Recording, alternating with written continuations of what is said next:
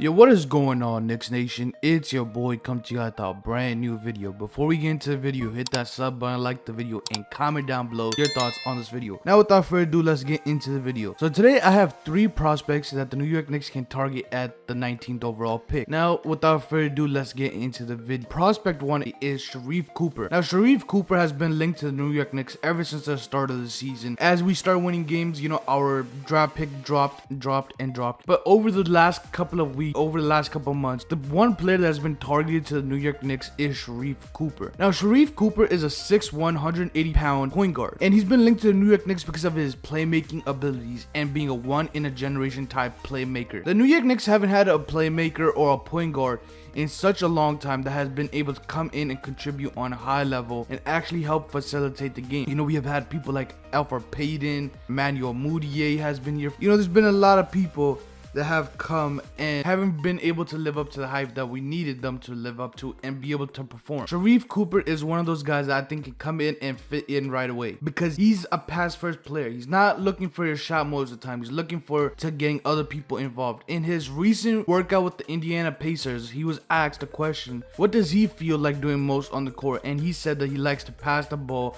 likes to get other people involved, and that makes him happy, and scoring only makes him happy, but he likes to see other people win. So now having that mentality as your point guard makes me love him even more as a prospect. But let's talk about his stats and see if he really fits with the New York Knicks. So over the 12 games that he played in his one and only calls, where he had to sit out a lot of games due to his transfer rules and stuff, he averaged 20.2 points per game, 8.1 assists per game, 4.3 rebounds a game, and he shot pretty decent as well. He shot 39% from the field and 22.8% from the three-point line, which aren't very good numbers. But you have to take into account that his jump shot is not the best, and he had to be the main guy that was getting everybody open and was looking to get everybody involved. Everything ran through him in his team. So without him, the team wasn't winning. And sometimes when you're the guy, you have to take shots that aren't really the best looks. But in the NBA, I do hope them to change. And in the recent draft combine workouts, Sharife Cooper has been shooting the ball at a very high level and has been performing at a very high level. So Sharife Cooper is a guy that I can definitely see working very well with RJ Barrett and Julius Randle because he can get them the ball open. And his playmaking is probably the best in this draft outside of Cade Cunningham. It might even be better than Cade Cunningham. We don't really know, but it depends on fit. So that's prospect 1. Now let's get into prospect 2. So prospect 2 is Jared Butler, who has been getting a lot of love and a lot of hype recently because of his play in the NCAA double championship game, where he helped win the championship for the Baylors with Davion Mitchell. Now, he wasn't the main part, but Davion Mitchell and Jared Butler were the key parts in helping Baylor win the championship in the NCAA double tourney. Now, Jared Butler is a little bit older as a prospect. He is going to be 21 by the time the draft comes around, and he's a guy that can do a little bit of everything. He can score the ball at a high level, he can rebound at a decent level, and he's a very good playmaker, and he's a very good defender as well. So over his last 30 games in the 2021 season, he averaged 16.7 points per game, 3.3 rebounds a game, 4.8 assists a game, and 2 steals per game on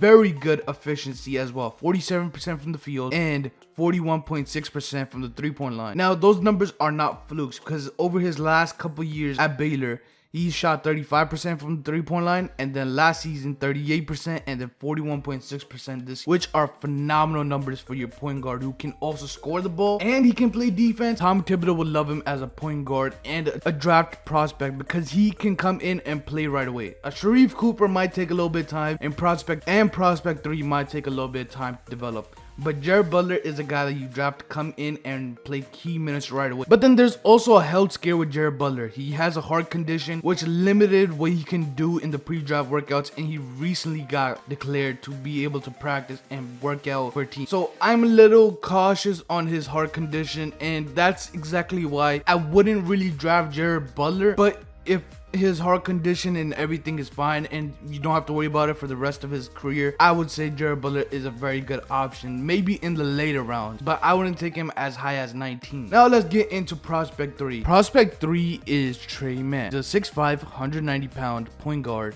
who can do a little bit of everything on the court. He can score the ball at all 3 levels, he can drive in and dunk it, or he can do a reverse layup. Very athletic. He can also shoot the mid-range ball at a very high clip because of his offensive bag that he has. He can He had the turnaround. He can hit the loader. He can have a jump shot. He can shoot over you being at 6'5". So he has a lot of different tools and abilities to get his shot off. And if we're looking at this season and seeing if those numbers are accurate from the 3-point line, he can definitely shoot that ball at a very high level too. So yeah, guys, let me know in the comment section below what you think about the 3 prospects I named. And are you guys in agreement with any of them? Do you guys have one as your preference? Who would you want out of the 3? And if you don't want any of the 3, let me know in the comment section below who do you want in the draft at 19 if we don't trade up. So let me know in the comment section below. I'll be reading it and I'll be communicating with you guys, and I'll catch you guys in the next one. Peace out, YouTube.